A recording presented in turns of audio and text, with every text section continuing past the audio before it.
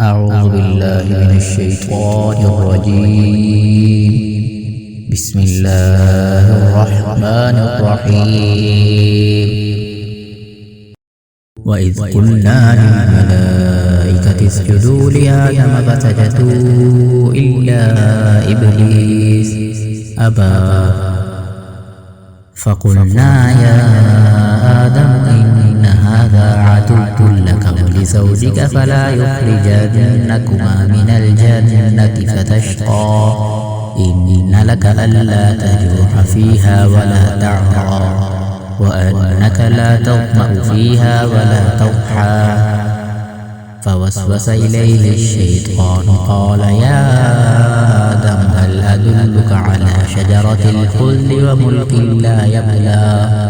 فأكلا منها فبدت لهما سوآتهما وطفقا يخصفان عليهما من ورق الجنة وعصى آدم ربه فغوى ثم اجتباه ربه فتاب عليه وهدى.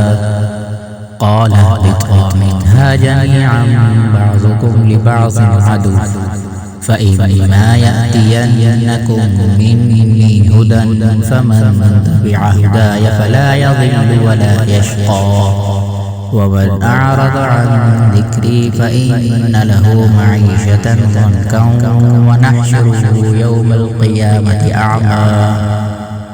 قال رب لم حشرتني أعمى وقد كنت بصيرا.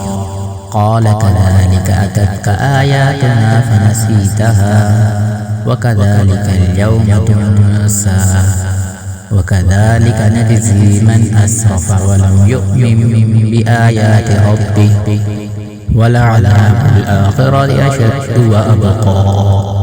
أفلم يهد لهم كم أهلكنا قبلهم من القرون يمشون في مساكنهم إن في ذلك لآيات لأولي النهى.